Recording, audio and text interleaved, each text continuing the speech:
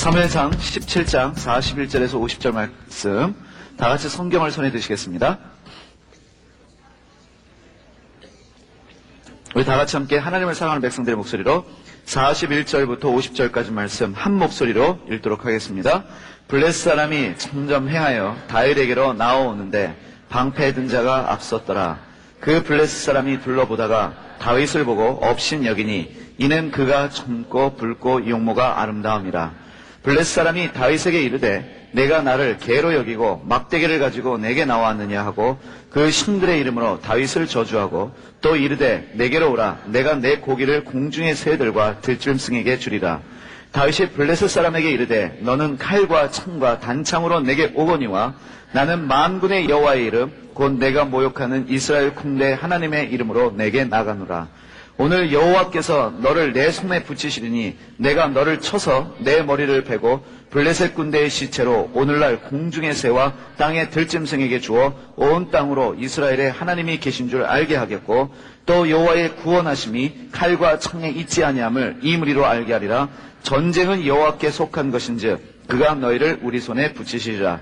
블레셋 사람이 일어나 다윗에게로 마주 가까이 올 때 다윗이 블레셋 사람에게로 마주 그 항우를 향하여 빨리 달리며 손을 주머니에 넣어 돌을 취하여 물매로 던져 블레셋 사람의 이마를 치매 돌이 그 이마에 박히니 땅에 엎드려지니라. 다윗이 이같이 물매와 돌로 블레셋 사람을 이기고 그를 쳐 죽였으나 자기 손에는 칼이 없었더라. 성경 이야기 중에서 가장 흥분되면서도 감동적인 이야기를 하나 골라라 라고 저에게 얘기한다면 저는 주저없이 이 어린 다윗이 블레셋의 거인 골리앗을 이긴 것을 말할 것입니다. 기골이 창대한, 한마디로 말하면 사람을 주눅들게 했던 골리앗이 온갖 욕설로 이스라엘 군대를 모욕하고 있는데 이스라엘 군인들 중에서는 감히 나가서 골리앗과 싸울 엄두를 내지 못하고 있습니다. 싸우기가 두려운 것입니다. 한마디로 겁이 난 것입니다. 사무엘상 17장 8절부터 보면 골리앗이 이렇게 얘기합니다. 너희는 한 사람을 택하여 내게로 내려보내라. 그가 능히 싸워서 나를 죽이면 우리가 너희의 종이 되겠고 만일 내가 이기어 그를 죽이면 너희가 우리의 종이 되어 우리를 섬길 것이니라. 그 블레셋 사람이 또 가로되 내가 오늘날 이스라엘 군대를 모욕하였으니 사람을 보내어 나로 더불어 싸우게 하라 라고 이야기합니다. 싸우게 하라 라고 얘기하는 거예요. 쉽게 말하면 뭐예요? 요즘 여러분 표현으로 하면 맞짱 뜨자는 거예요. 누가 골리앗이 나와 맞짱을 뜰 것이냐 라고 이야기합니다. 맞짱 뜰 사람 나와라 라고 얘기해요.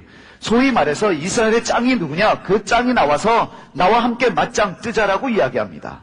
근데 11절 말씀해 보니까 사울과 이스라엘이 블레셋 사람의 이 말을 듣고 놀라 크게 두려워했다라고 얘기합니다. 골리앗이 맞짱 한번 떠보자 라고 이야기하는데 이 이야기를 들은 사울을 비롯한 이스라엘 사람들은 어떻게 했다고요? 놀라서 크게 두려워했다라고 얘기합니다. 맞짱 뜨자는 말에 두려움을 가지고 있습니다. 싸울 엄두를 내지를 못하고 있습니다. 모든 사람들은 싸우기를 겁내합니다. 두려워 떨고 있었지만 유일하게 담대했던 한 사람이 있습니다. 바로 누구십니까? 어린 다윗이에요. 소년 다윗이에요. 어른 다윗도 아니고 소년 다윗만이 담대합니다. 싸우겠다라고 이야기합니다. 사무엘상 16장 20절에서 뭐라고 이야기합니까? 이 할례 없는 블레셋 사람이 누구간데 자신은 하나님의 군대를 모욕하느냐라고 이야기를 합니다. 내가 나서서 싸우겠다라고 소년 다윗이 말합니다. 내가 맞짱 한번 떠보겠다라고 이야기합니다. 이런 다윗의 이야기를 듣고 큰형 엘리압이 크게 화를 내며 뭐라고 한다십니까? 들에 있는 양이나 치지 여긴 왜 왔느냐라고 야단을 칩니다. 쓸데없는 말 하지 말라고 구박을 합니다. 한마디로 그 형 엘리압은 다윗을 업신여겼습니다. 너의 말은 헛말이라는 것입니다. 또 이 다윗의 이야기를 듣고 사울왕은 뭐라고 얘기합니까? 너는 골리앗과 싸워 이기지 못한다라고 이야기합니다. 너는 어린 소년이지만 그는 어릴 적부터 용사였기 때문이라는 것입니다. 한마디로 너는 그의 상대가 되지 못한다라고 사울은 다윗에게 이야기합니다. 그런 무시함을 당하는 다윗은 뒤로 물러나는 것이 아니라 오히려 자기의 믿음을 고백합니다. 내가 아버지의 양들을 칠 때 사자나 곰이 와서 양떼에 새끼를 움키면 그것을 따라가서 쳐 죽였습니다 라고 이야기합니다. 나는 사자도 이겼고 나는 곰도 이겼습니다 라고 이야기하면서 주의 종이 사자와 곰도 쳤은즉 사시는 하나님의 군대를 모욕한 이 할례 없는 블레셋 사람이니까 그가 그 짐승의 하나와 같이 되리이다. 또 가로되 여호와께서 나를 사자의 발톱과 곰의 발톱에서 건져내셨은즉 나를 이 블레셋 사람의 손에서도 건져내실 것입니다 라고 담대히 이야기하면서 나는 골리앗과 맞짱 뜨겠다라고 이야기합니다. 이런 다윗의 담대함에 사울도 감동받습니다. 나가서 한번 싸워보라고 이야기합니다. 군복을 입혔습니다. 노트구를 머리에 씌웠습니다. 갑옷을 입혔습니다. 칼을 채웠습니다. 익숙지가 않았습니다. 그래서 군복도 벗어두고 노트구도 쓰지 아니하고 갑옷도 벗어둔 채 칼도 들지 않은 채로 그냥 나가서 싸우겠다라고 이야기합니다. 손에 막대기를 가지고 있었습니다. 그리고 시내가에 가서 매끄러운 돌 5개를 골라서 가지고 싸우러 갑니다. 이런 어린 다윗의 모습을 보면서 당연히 골리앗도 무시를 합니다. 업신여깁니다. 43절에 뭐라고 이야기합니까? 네가 나를 개로 여기느냐라고 얘기하고 있어요. 네가 나를 개로 여기지 않냐면 어떻게 막대기만 들고 나하고 싸울 수 있겠느냐? 나는 개가 아니다라고 이야기합니다. 저주하면서 뭐라고 합니까? 내가 내 고기를 공중의 새들과 들짐승에게 주겠다라고 이야기합니다. 내가 너를 죽이겠다라고 골리앗이 다윗에게 이야기합니다. 승부는 이미 끝난 것처럼 보입니다. 싸움은 이미 끝난 것처럼 보입니다. 누가 보아도 골리앗이 이깁니다. 다윗이 이길 수 없습니다. 그런데 이런 상황 가운데서 다윗은 선포합니다. 45절 말씀 보십시오. 너는 칼과 창과 단창으로 내게 오거니와 나는 만군의 여호와의 이름 곧 내가 모욕하는 이스라엘 군대의 하나님의 이름으로 내게 나가노라. 거기서 끝나지 않습니다. 46절에 오늘 여호와께서 너를 내 손에 붙이시리니 내가 너를 쳐서 내 머리를 베고 블레셋 군대의 시체로 오늘날 공중의 새와 땅의 들짐승에게 주어 온 땅으로 이스라엘의 하나님이 계신 줄 알게 하겠다라고 이야기합니다. 그리고 47절에 이렇게 얘기합니다. 또 여호와의 구원하심이 칼과 창에 있지 아니함을 이 무리로 알게 하리라. 전쟁은 여호와께 속한 것인즉 그가 너희를 우리 손에 붙이시리라. 이런 다윗의 고백이 우리 모두의 고백되기를 소원합니다. 저와 여러분의 고백되기를 소원합니다. 담대하게 선포한 뒤에 돌을 취하여 물매를 던져 골리앗의 이마에 맞춰버려요. 돌 하나로 이겨버려요. 물맷돌을 만들어서 던져버렸는데 그 돌 하나에 정통으로 맞고 골리앗은 죽게 됩니다. 누가 이겨요? 어린 다윗이 승리합니다. 다윗은요, 칼과 단창으로 골리앗과 맞짱 떠서 이긴 것이 아니라 소년 다윗은 뭘로 이겼어요? 믿음으로 이긴 것입니다. 하나님을 믿는 이 믿음 가지고 골리앗을 이겼습니다. 가지고 있었던 막대기와 돌을 믿었던 것이 아닙니다. 그는 자기를 믿고 돌을 믿고 막대기를 믿은 것이 아니라 전능하신 하나님을 믿었습니다. 그 믿음이 승리를 일으킨 것입니다. 전능하신 하나님이 나와 함께 하신다. 하나님이 나를 도와주신다. 이 믿음 가지고 이겼습니다. 다윗이 그 믿음으로 골리앗을 이긴 것처럼 믿음으로 세상과 맞짱 떠서 이기는 여러분들이 되기를 소원합니다. 여러분, 골리앗과 같은 세상이 오늘 우리에게 도전하고 있습니다. 한번 싸워보자라고 이야기하고 있습니다. 누가 이기는지 한번 맞짱 떠보자라고 이야기하고 있습니다. 그런데 오늘날 믿음 있다라고 많은 사람들이 세상과 싸우지 못하고 있습니다. 두려워하고 있습니다. 예배당 안에만 머물러 있습니다. 도망가는 사람도 있습니다. 싸우기 싫어서 안 싸울 수 없는 거 아니에요. 내가 준비가 안 됐기 때문에 안 싸울 수 있는 게 아닙니다. 여러분, 싸우러 나가야 돼요. 싸워서 이겨야 됩니다. 하나님께서 저와 여러분을 이 시대의 소년 다윗으로 부르셨습니다. 세상이라고 말하는 골리앗과 싸워 이기기를 원하십니다. 세상이 하나님을 조롱하고 있어요. 세상이 하나님의 교회와 하나님 믿는 성도들을 업신여기고 있는데 하나님의 뜻과는 상관없는 가르침들과 원리들을 가지고 사람들을 사로잡고 있는데 그것들과 싸워서 맞짱 떠서 이겨야 되지 않겠습니까? 싸우기 싫다고 예배당 안에만 있어서는 안 됩니다. 두렵다고 예배당 안에만 있어서는 안 됩니다. 여러분, 이번 사명 캠프 통해서 은혜를 받으시길 바랍니다. 세상에 나가서 세상을 뒤집어 엎으시기를 바랍니다. 하나님을 조롱하는 무리들이 너무나 많습니다. 방송에 있고 정치계에, 교육계에, 과학계에 하나님을 조롱하는 무리들이 너무나 많은데 하나님을 믿는 자들이여 예배당 안에서 기도만 하고 있겠습니까? 믿음 가지고 나가서 뒤집어 엎으시길 바랍니다. 하나님의 살아계심을 보여주시길 바랍니다. 도전을 회피하지 마시길 바랍니다. 당당히 맞짱 뜨시길 바랍니다. 싸움은요, 이기느냐 지느냐 이게 중요한 거예요. 이기든지 지든지 둘 중에 하나입니다. 싸움에서는 승자와 패자 둘만 존재해요. 타협이란 있을 수 없습니다. 타협은 패배예요. 타협은 굴욕입니다. 전능하신 하나님을 믿는 믿음의 사람들이라면 하나님 백으로 세상과 맞짱 떠서 세상을 이길 수 있어야 됩니다. 세상과 싸워 이기는 하나님의 종들이 되시기를 바랍니다. 세상과 싸울 수 있어야 돼요. 여러분이 세상과 싸우기 원하거든, 세상 이기기 원하거든, 결론은 이겁니다. 믿음 가지시길 바랍니다.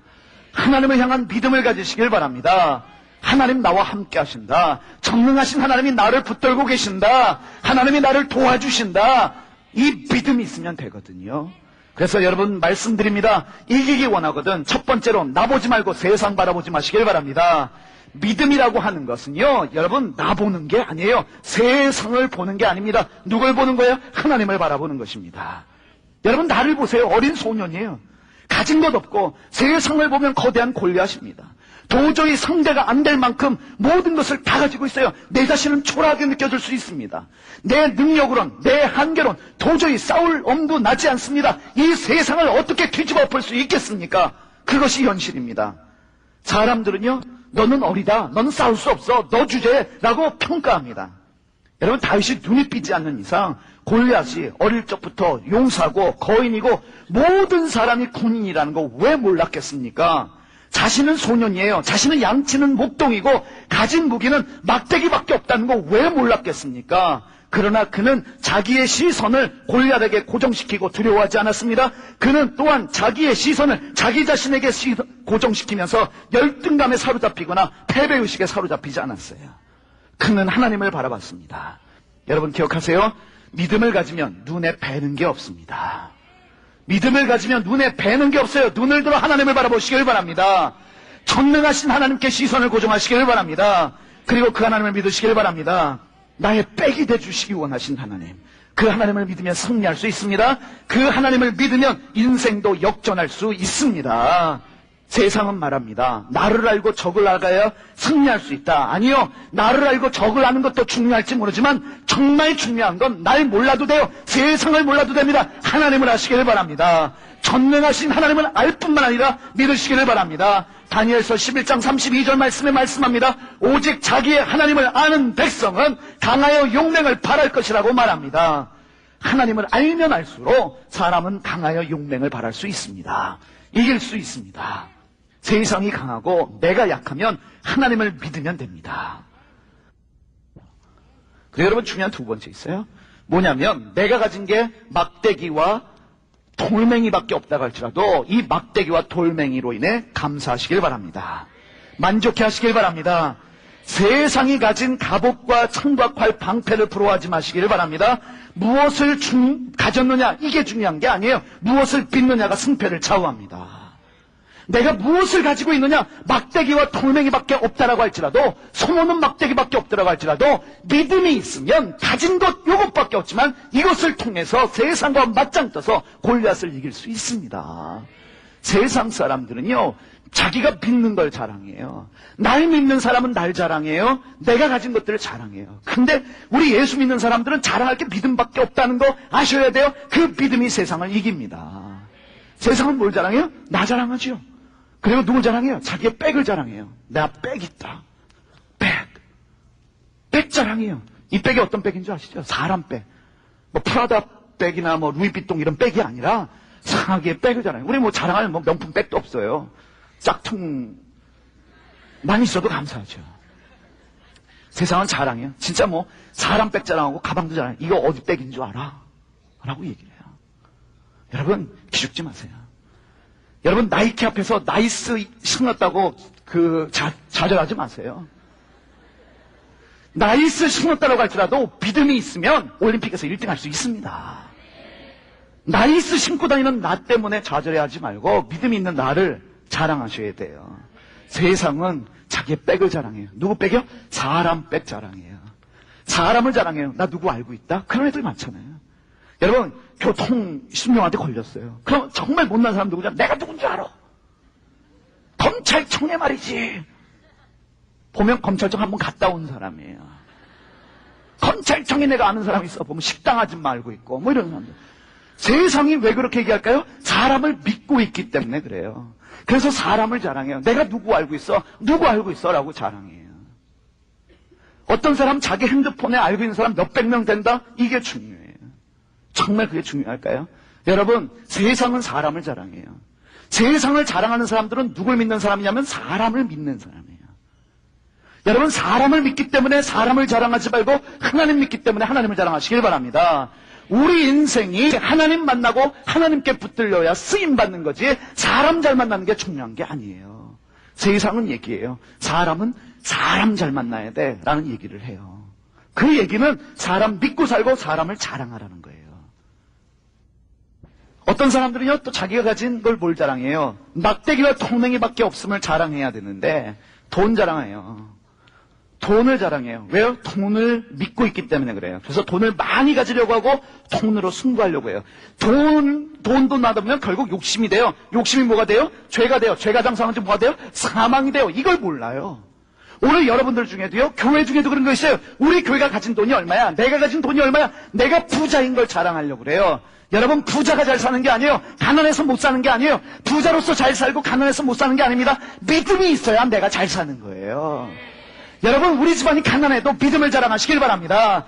예수 믿으면 부자 될 수도 있고 가난하게 될 수도 있고, 예수 믿으면 명문대학 갈 수도 있고, 예수 믿으면 대학 떨어질 수 있어요. 그러나 예수 믿으면 궁궐에 살던 추막에 살던 돈이 있던 없던 상관없이 키워디나 하늘나라가 되는 은혜를 체험합니다. 돈 가지고 세상 바꾸는 게 아니라 믿음 가지고 세상을 바꾸는 거예요. 여러분, 얘기했어요. 사명 캠프 1, 2, 3차 하는데 우리가 시기를 잘못 계산해가지고 4천만 원 정도 지금 마이너스를 시작해요. 돈 없어도 할 수 있어요. 믿음이 있으면 하늘문이 열립니다. 중요한 건 돈이 없는 게 아니라 믿음이 없는 거예요. 여러분 중에 그런 사람 있죠? 사명 캠프 가자. 돈 없어요. 돈 없어서 못 간대요. 그러면 거꾸로 얘기해보세요. 돈 있으면 가겠다는 거예요. 누가 하나님이에요? 돈이 하나님이에요. 돈 있으면 가고 돈 없으면 못 가고. 하나님이 아니에요. 돈이 하나님이에요. 하나님이 있으면 돈 없어도 있어도 기적은 일어납니다. 돈이 없는 게 아니라 믿음이 없는 거예요. 여러분, 돈 자랑하지 말고 하나님 자랑하시길 바랍니다. 하나님 자랑하세요. 어떤 사람들은요, 가진 게 통맹이와 막대기밖에 없어요. 이거 자랑해야 돼요. 나는 하나님 믿는 믿음이 있어요. 근데 사람들이 또 자랑하는 게 있어요. 뭘 자랑해요? 자기 얼굴 자랑해요. 얼굴. 그죠? 그래서 열등감 빠져요. 사람들은요, 이 얼굴을 자랑하기 위해서 칼대요. 수술해요. 물론 아름답기 위해서 괜찮아요. 어떤 목사님 그러시더라고요. 얼굴에 칼 대서 그 원판이 손상되면 하나님이 너 알아보시겠어? 뭐 이러시는 분이 있어요. 뭐 해든 안 하든 상관없지만 여러분, 얼굴 때문에 낙심하지 마세요. 세상은요, 뭐 S자 라인요 어떻게 만드는지도 모르겠지만 남자들 배 나왔다고 기죽지 마세요. 배 들어갔다고 주님이 쓰시는 거 아니에요. 왕자 있다고 주님이 왕같이 쓰시는 게 아니에요. 배가 나왔어도 믿음이 있으면 쓰임받고 살 수 있습니다. 여러분, 얼굴 좀 오지연이처럼 못생기면 어때요? 쓰임받고 살 수 있는 줄 믿습니다. 보세요. 오지연 형제가 되는 이유가 뭐예요? 얼굴 잘나서요? 아니요, 믿음이 있기 때문에 되는 거예요. 제가 알아요. 저 친구 이제 내일 간증하겠지만 여러분, 정말 이거 아셔야 돼요. 뭐 제가 먼저 얘기하시고 있지만 개그맨은 두 가지 부류가 있대요. 개그맨 하고 싶은 사람과 개그맨 할 수밖에 없는 사람이 있답니다. 근데 늘 얘기해요. 저 친구는 저한테 하는 얘기가 있어요. 자기는 얼굴 못생긴 게 감사하대요. 얼굴 못생겼으니까 개그맨 하지, 얼굴 잘생겼으면 개그맨 했겠냐는 거예요. 듣고 보니까 또 맞는 얘기예요. 여러분 생각해보세요. 장동건이 나와서 나 민이라고 그래. 이게 웃겼겠어요? 오지원 정도 되니까 이게 웃긴 거예요. 저는 정말 감사한 게 뭐냐면 여러분도 마찬가지예요. 되는 인생 되려면 얼굴 때문에 기죽지 마세요. 하나님 믿는 믿음 있음을 자랑하시길 바랍니다. 우리가 자랑할 수 있는 게 아무것도 없어요. 그러나 여러분 보세요. 믿음이 있어요. 하나님 믿는 믿음이 있습니다. 여러분, 가진 것 없고 배운 것 없고 능력 없고 실수하고 실패하고 상처밖에 없어요. 그런 자신, 자랑할 것 아무것도 없는 내 현실에서 불안하지 말고 나를 붙잡고 계시는 하나님 보시길 바랍니다. 정명하신 하나님이 나를 붙잡으시면 연약한 나를 통해서 돌멩이와 막대기 같은 내 인생을 통해서 기적은 일어납니다. 그 믿음 가지고 세상과 맞짱 떠야죠. 부모 원망하고 자기를 원망하고 열등감에 빠져서 패배의식에 빠지지 말고 연약한 내 삶을 통해서 하나님을 드러낼 수 있도록 나 하나님 믿습니다. 이 믿음 자랑하시길 바랍니다. 그래서 여러분 세 번째로 부탁드립니다. 정말 여러분들이 되는 인생 되려면 세상과 맞짱 뜨려면 하나님의 이름으로 나가시길 바랍니다. 주님의 이름은 능력이 있습니다. 여러분 누구의 이름으로 나가십니까? 다윗처럼 만군의 여호와 이름으로 나가시기를 바랍니다. 사도행전 3장 6절에 보면 은과 금은 내게 없거니와 내게 있는 것으로 내게 주노니 곧 나사렛 예수님의 이름으로 일어나 걸으라 라고 말합니다. 주님의 이름에는 능력이 있습니다. 돈과 학벌을 자랑하지 말고 주님의 이름을 자랑하시기를 바랍니다. 내세울 것이 주님 이름밖에 없어요? 그럼 됐어요. 이길 수 있어요. 주님의 이름을 신뢰하고 그 이름의 능력을 믿고 나아가십시오. 예수의 이름으로 기도하고 예수의 이름으로 찬양하면 기적은 일어납니다. 여러분, 믿음의 능력이 있습니다. 여러분, 믿음의 사람을 통해서 하나님이 기적을 주세요. 하나님이 기적을 주세요. 예수의 이름의 능력이 있어요. 능력이 있어요. 저를 바꾸신 주님만 봐도 그래요. 정말로 상상할 수도 없는 일이 제 삶 안에 벌어졌어요. 주님 때문에. 주님 때문에. 저는요, 예수 믿게 된 게요, 누구 때문에 믿었냐면 친구 때문에 믿었어요. 친구가 전도를 했어요. 너 예수 믿어라. 그것도 아니었어요. 그냥 교회 가자, 교회 가자. 안 다녔어요. 초등학교 때 저를 강력하게 전도하던 친구 한 명 있었는데 그 친구 말 듣고도 안 갔어요. 초등학교 6학년 때 아주 같은 반 돼가지고 정말 힘들었어요. 맨날 예배당 가지예요. 안 가! 그랬어요. 갈 수 없었던 이유가 하나 있었어요. 제가 글짓기 대회 나갔거든요. 1등 했어요. 글짓기 제목이 뭔지 알아요? 하나님은 없다. 이걸로 써서 1등을 했는데 어떻게 지금 예배당 할 수 있겠습니까? 지금 생각하면 끔찍한 일이에요. 근데 하나님은 기억지도 아니하신다니까 감사한 일이죠. 그러면서 이제 나 나름대로 머리 똑똑해. 그래서 초등학교 때까지 공부를 그래도 좀 잘했어요. 제가 반장 뭐 이런 거 했거든요. 나름대로 똑똑하다고 믿었는데 중학교 때 딱 됐는데 청강은 끈질기게 다른 학교인데 맨날 저만 보면 예배당 가자. 싫어. 가긴 왜 가?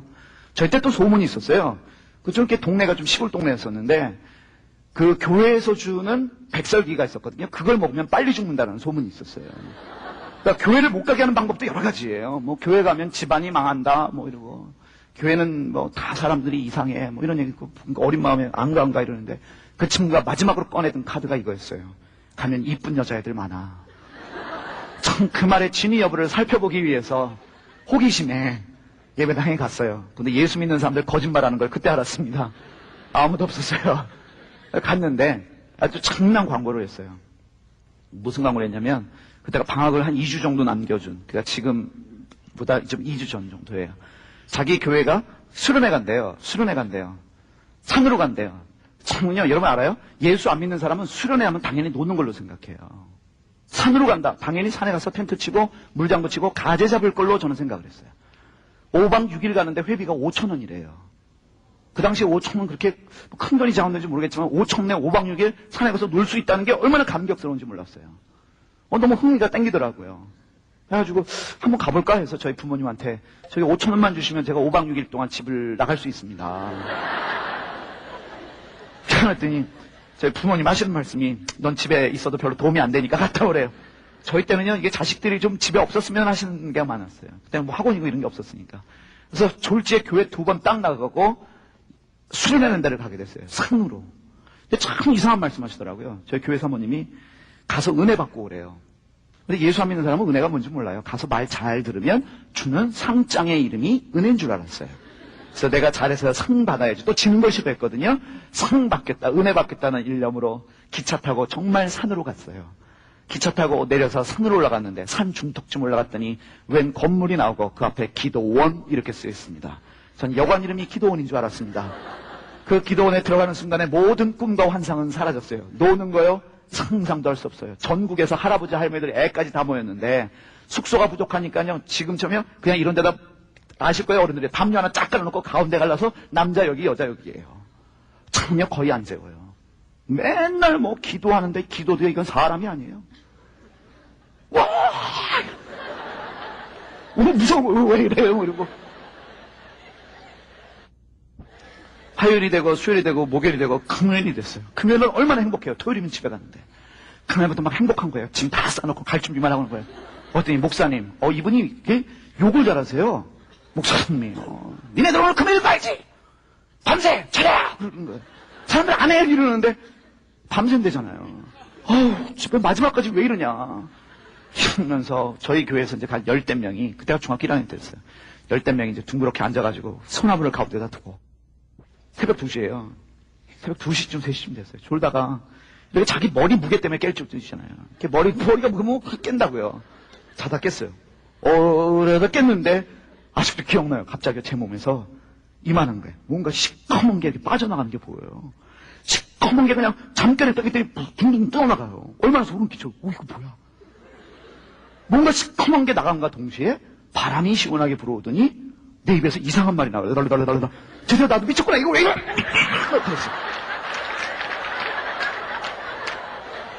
저 어떻게 성령 받은 줄 알아요? 졸다가 성령 받고 방언 받았어요. 갑자기 이러다가 나도 모르게 그냥 갑자기 쥐. 그러니까 우리 교회에서 간 사람들은 쟤 왜 저래? 쟤 미쳤어. 진짜요. 저는 아직도 풀리지 않는 수수께끼가 이거예요.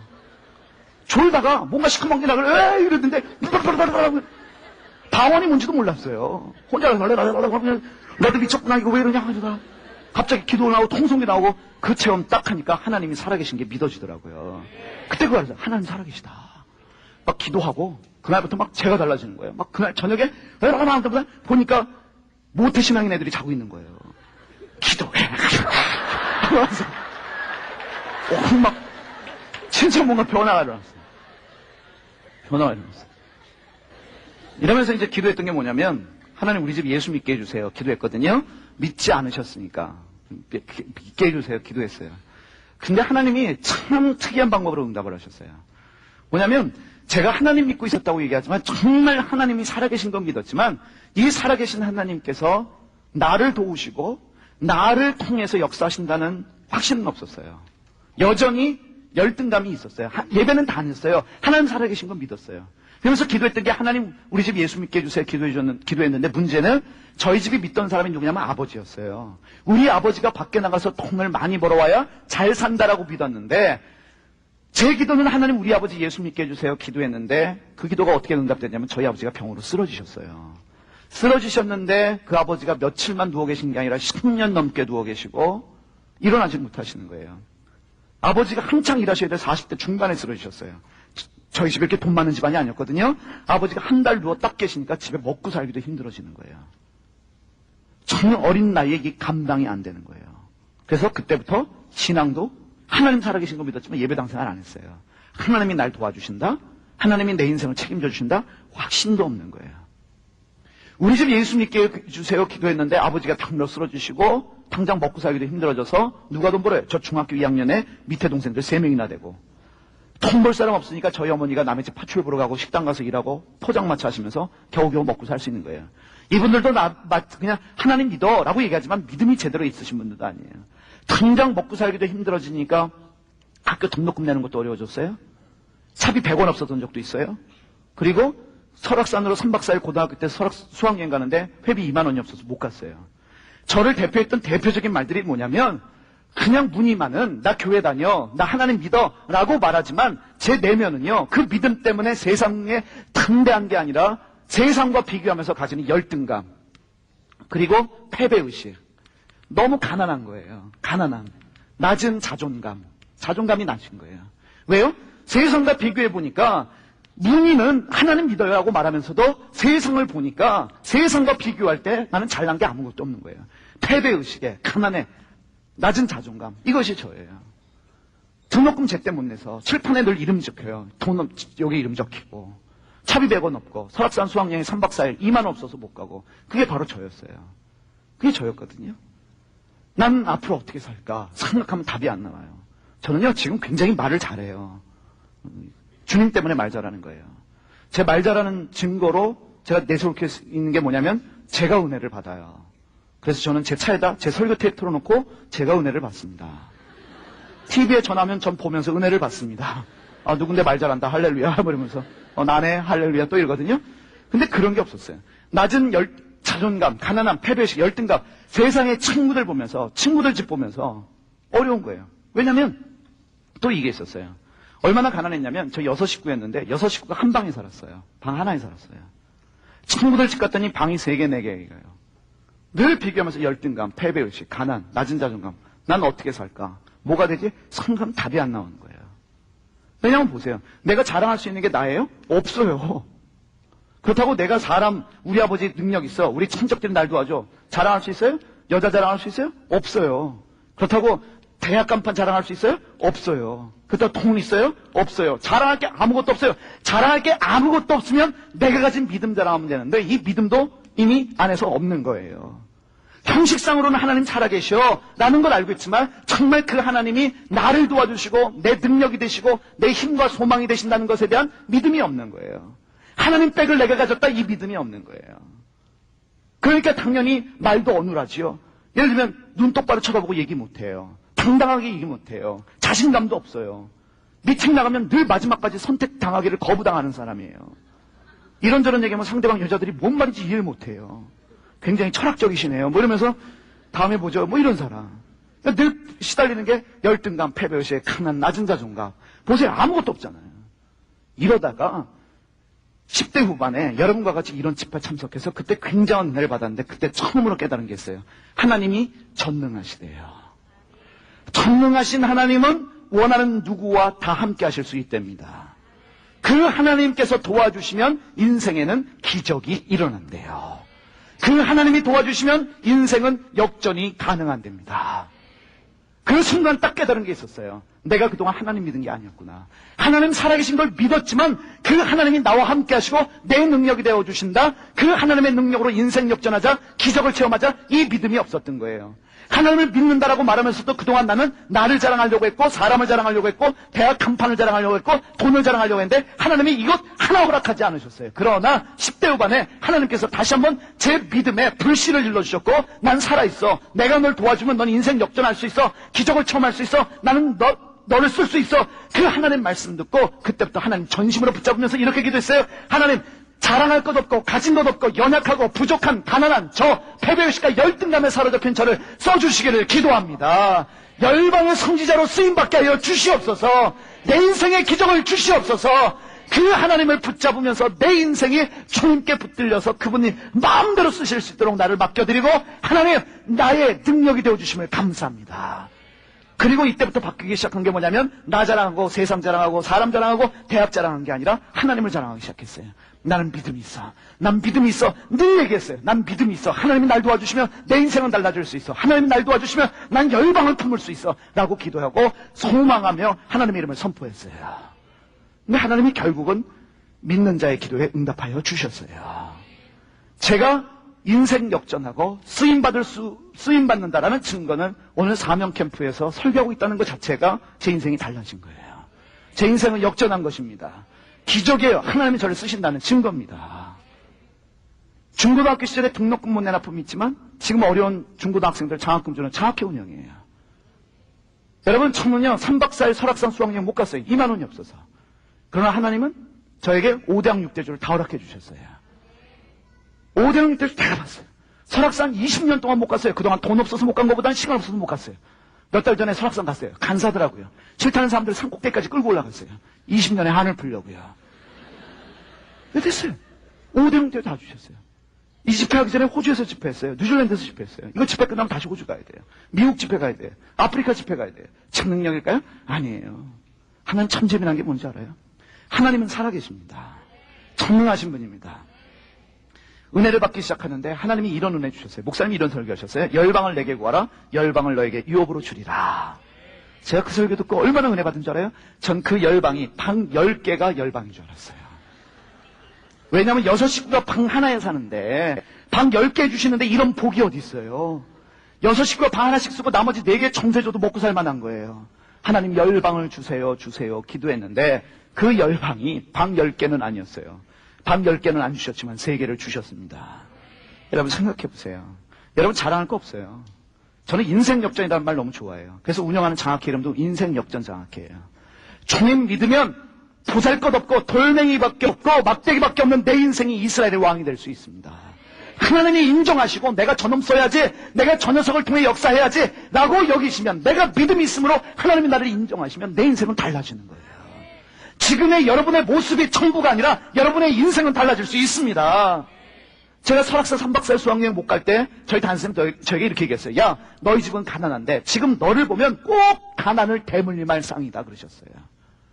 너희 집은 가난한데 지금 너 하는 행동을 보면 너도 가난하겠다는 거예요. 그분 보는 게 정확했을지 모르지만 하나님은 깨셨어요. 지금 여러분의 모습이 전부가 아닙니다. 말 못하고 어눌하고 가난하고 열등감과 패배의식에 사로잡힌 내가 다가 아니라 하나님이 붙잡으셔 쓰시면 기적은 일어납니다. 여러분 지금 하나님 믿는 수준에서 끝나는 게 아니라 그 하나님을 여러분의 백으로 여기시길 바랍니다.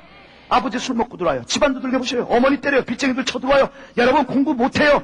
늘 뒤에서 처지고 집안도 자랑할 것 없고 늘 빚쟁이들의 은행빚에 독촉받고 시달려요. 부모 이혼했어요.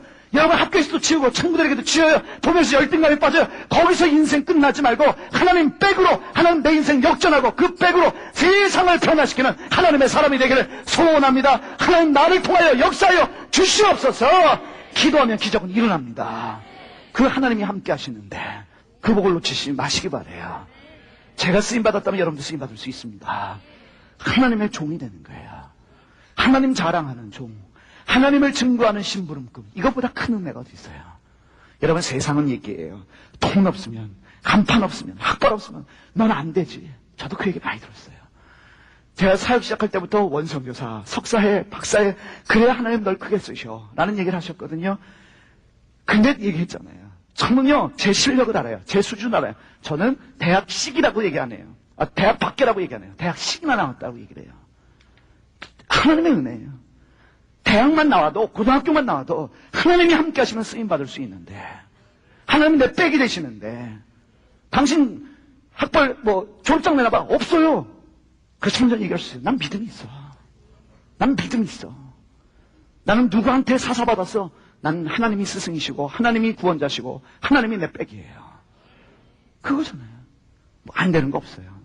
저도 그렇게 생각하다가 하나님이 여러 가지 과정 통해서 막으신 것도 있고 못한 것도 있고 왔어요. 하나님 못 쓰신가요? 아니요. 하나님 참 재미나요.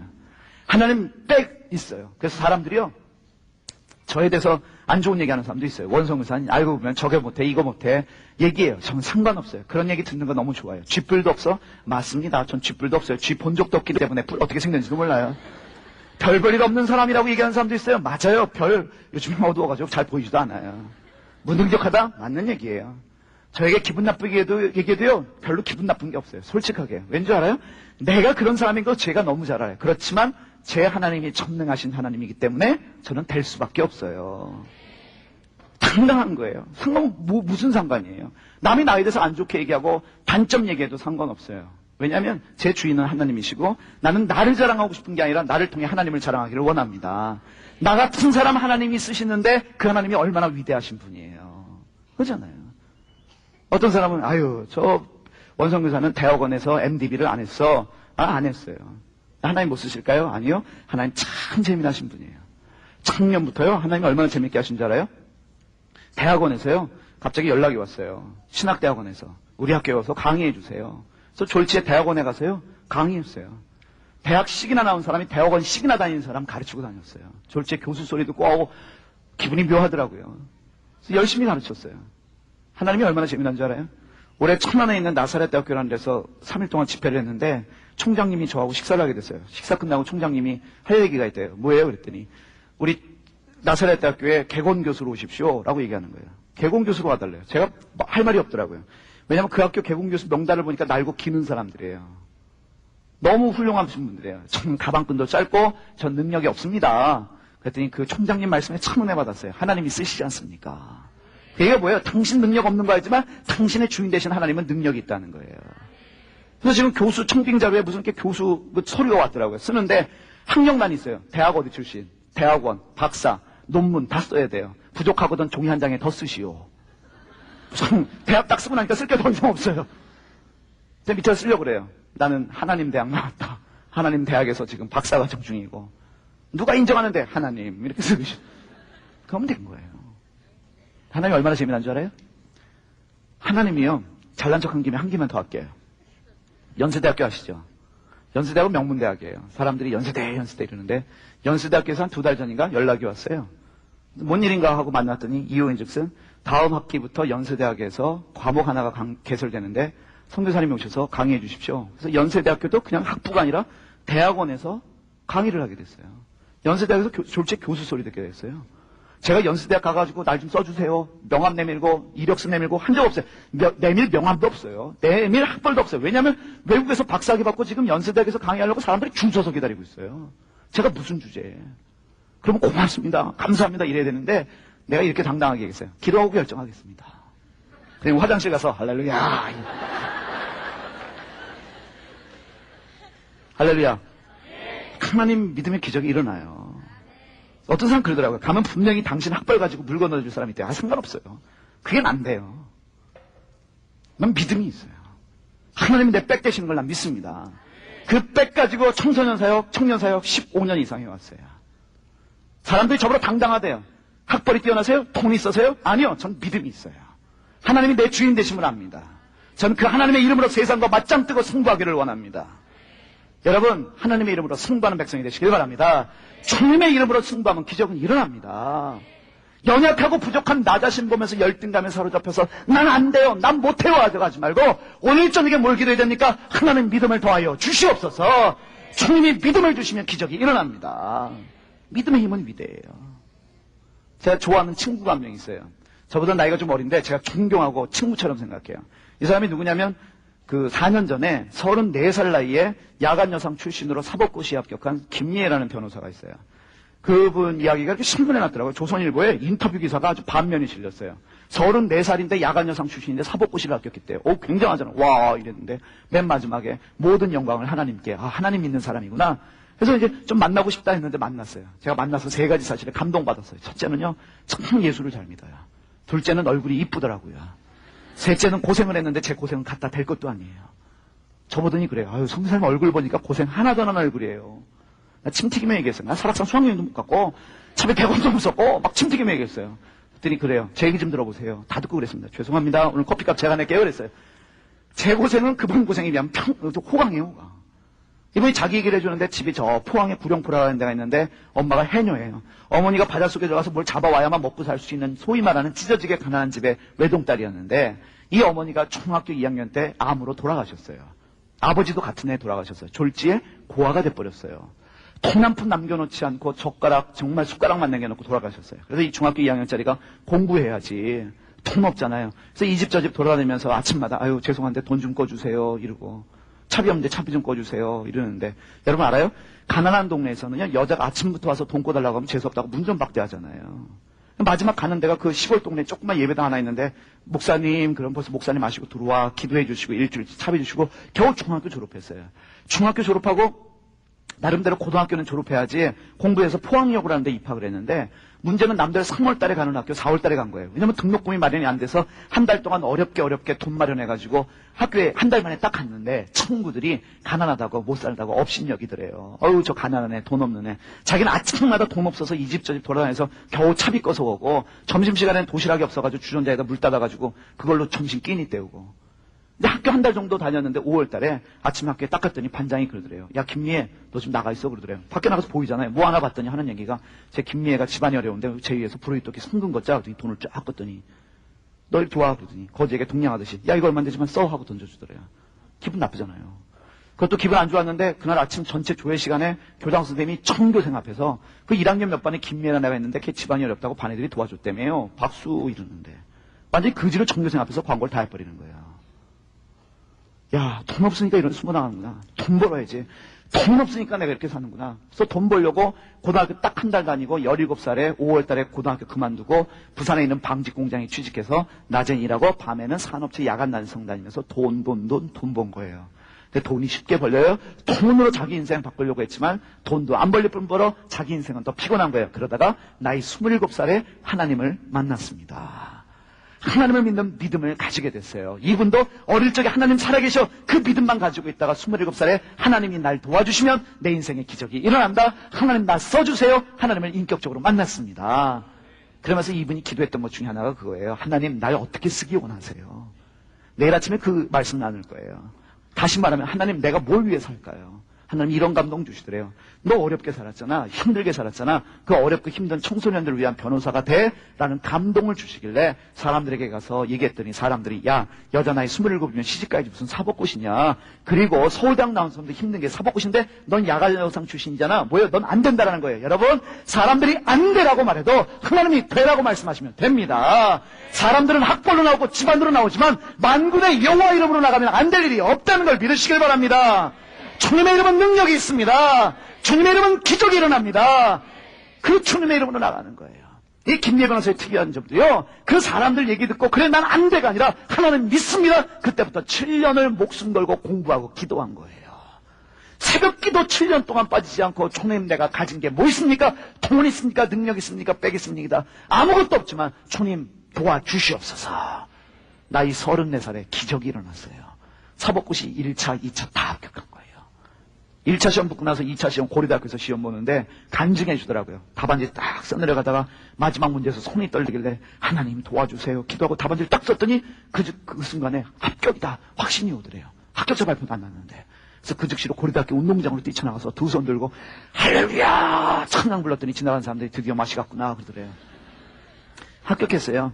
그래서 사법연수 다 마치고 작년 2월에 부산에다 변호사 사무실 개업했거든요. 지금 좋은 일 많이 해요. 매 맞는 여성들, 불우한 청소년들 무료 변론해주고 눈물로 기도해주고 돈 없는 사람들 국선 변호해줘요. 일반 변호해야 돈을 몇백만 원씩 받거든요. 국선 변호는 한 건당 10만 원이에요. 그거 한 달에 10건이에요. 그건 정신 나간 변호사예요. 참 착하게 살아요. 영향력 있게 살아요. 지금 38이에요. 시집도 안 갔어요. 제가 물었어요. 왜 시집 안 갔어요? 할 일이 또 있대요. 뭐 하고 싶은데요? 다음 목표는 대학 교수래요. 지난 7년 동안에 사법고시만 합격한 게 아니라 동아대법도 합격해서 그것도 졸업하고 대학원도 다 졸업했어요. 제가 보면서 그랬어요. 당신 참 대단하다. 위대하다. 라고 얘기했어요. 그랬더니 하더라고요. 성대사님 내가 자랑할 게 뭐 있어요. 이거 내 능력 같지요? 아니에요. 하나님이 도우시니까 되더라고요. 여러분 그 믿음이 여러분의 믿음 되기를 소원합니다.